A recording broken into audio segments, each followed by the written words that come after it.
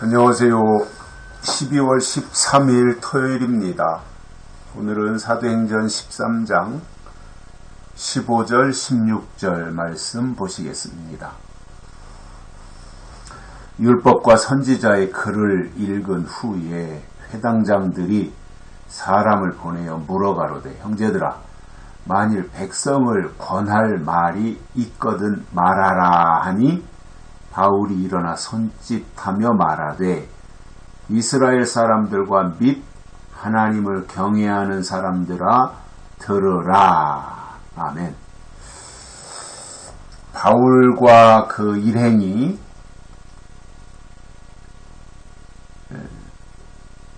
비시디아 안디옥에 이르러서 안식일날 회당에 들어가 앉았습니다.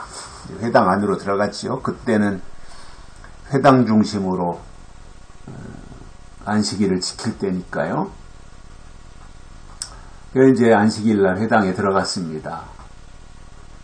그러니까 이제 그 안식일에 거기에서 늘 안식일 그 의식을 행하던 사람들이 그 율법과 선지자의 글을 읽어요. 그때 당시에는 뭐 이렇게 대부분이 무슨 설교를 하는 그런 게 아니라 율법을 읽고 선지자들의 글을 읽은 거예요. 그런데도 에스라 때 이렇게 느헤미야 때 대대적인 통곡과 깨달음과 회개의 역사들이 있었던 거예요.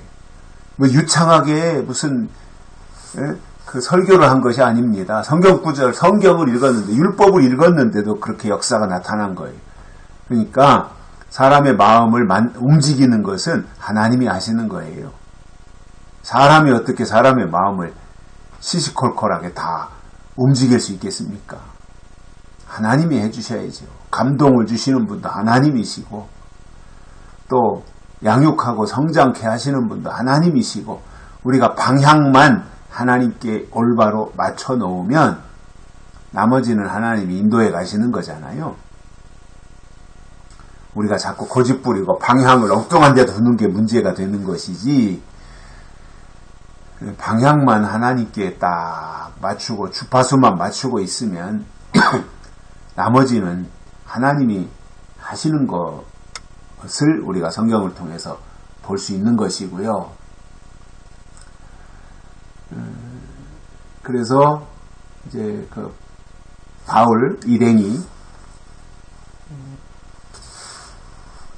안식일날 회당에 들어가 있을 때 이제 율법과 선지자들의 글을 회당장들이 읽은 거지요. 그러니 뭐 성경 구절 읽는 것을 율법 책을 펴놓고 읽든 선지자들의 글을 읽든 읽는 것을 뭐 한 장을 읽을 수도 있고 두 장을 읽을 수도 있고 그때 이제 감동에 따라서 했을 거라고 보여져요. 뭐 요즘 말로 하면 설교인데 5분 한다고 설교가 아니고 뭐 50분 한다고 그게 설교고 그런 기준은 없잖아요. 5분을 해야 할 상황에서 50분을 해도 그거는 민폐를 끼치는 거고요.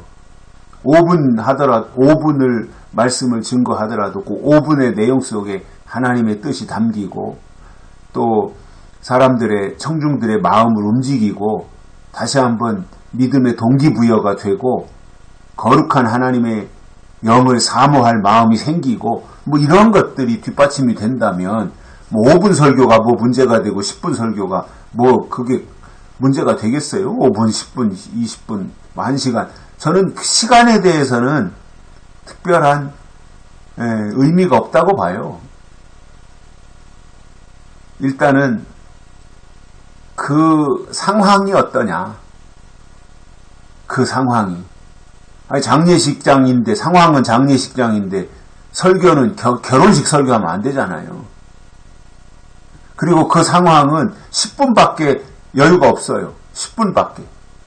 그런데 1시간 하듯이 그렇게 뭐 그냥 서론에서부터 뭐 본론에 들어가서 첫째, 둘째, 셋째 뭐 이렇게 해가지고 그걸 언제 그 1시간짜리를 하겠어요. 지금 시간 5분밖에 없는데.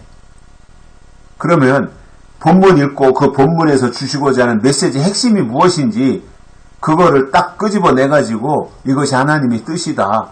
이렇게 해서 그로 하여금 5분 안에 결단을 하도록 해주는 그것도 지혜거든요.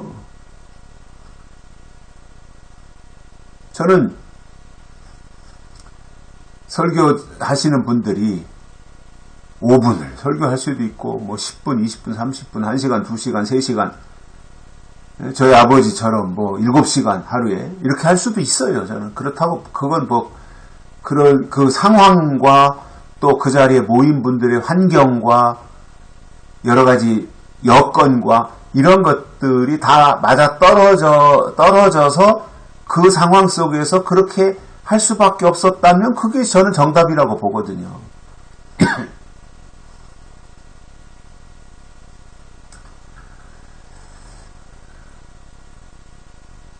그러니 5분 했다고 해서 은혜가 안 되고 뭐 30분 해야 은혜가 되고 뭐 이런 건 아니고 하나님 말씀 듣는 것에 있어서는 증거하시는 분들도 하나님께 받아서 하나님의 뜻을 증거해야 되고 듣는 분들도 그날 주시는 말씀을 통해서 하나님의 뜻을 깨달아야 되잖아요. 그러니까 지금은 이제 성경 읽어놓고 설교를 하는 시대인데 구약 시대에는 설교라고 하는 것이 거의 없이 에스라나 느헤미야나 이런 분들이 율법을 읽은 거예요. 선지서를 읽고요. 그래도 은혜가 쏟아진 거죠. 죄송합니다.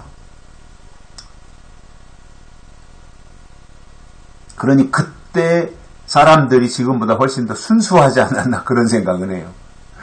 지금은 성경 읽어놓고 뭐 그냥 기술적으로 설교를 해도 사람들의 마음이 강팍해가지고 안 듣는데 그 당시에는 성경 구절만 율법만 읽고 선지서만 읽어도 사람들이 얼마나 감동을 했는지 모릅니다.